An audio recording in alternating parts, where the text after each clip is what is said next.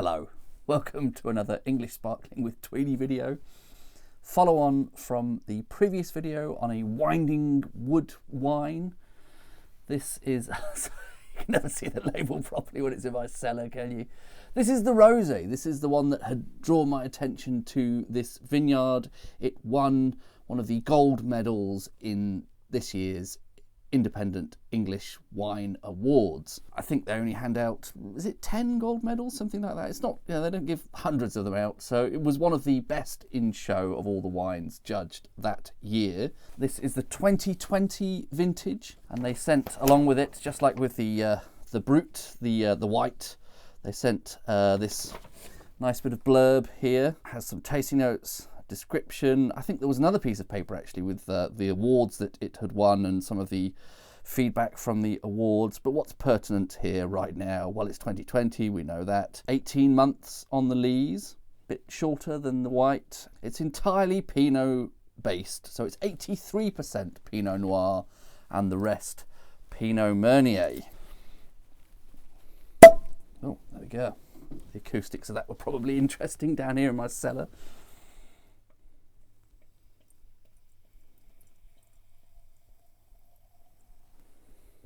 I would talk about the colour, but I don't think I've ever managed to do a tasting with reasonable lighting conditions, have I? I don't know if you can see a reasonable representation of the colour there, but I certainly cannot.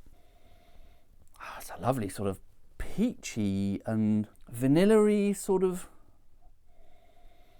nose. It reminds me of some kind of dessert. What's in peach Melba? I forget now. I'm sure there is a dessert that has some combination of peach and vanilla. It has an almost kind of ice creamy quality to it. Peach sorbet, peach ice cream, something like that.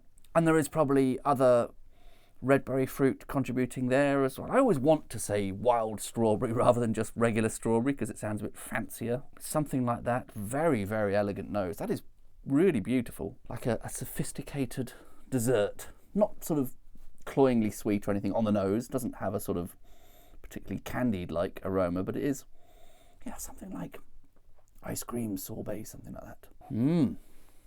Very good start. I often talk of fine bubbles.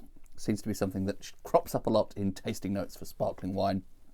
They are incredibly fine, microscopic bubbles. What an interesting sensation that has on the palate. It's almost as though it's evaporating when it comes into contact with your tongue. Wonderfully light.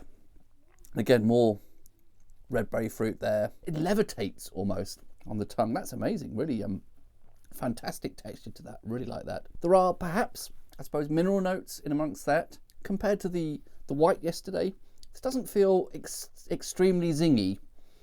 Which is not a complaint. I'm not getting a huge hit of acidity here. It's definitely bright and fresh and fruity. Not massively heavy on the acidity, but that's not necessarily a bad thing. And I think this is another low dosage wine. It's 7 grams a litre, so that is, once again, down at the bottom end of the Brut range. A gram or so less, and this would be into extra Brut. Yeah, lovely. I really like that. Very sophisticated, very elegant, incredibly light. Peach mousse. I'm sort of reminded of eating some sort of, again, sophisticated dessert. Raspberry mousse. Yeah, raspberry mousse. Raspberry mousse, strawberry mousse, summer berry mousse. Definitely something moussey. Right, lovely. Really enjoy that. Very nice. Okay, cheers.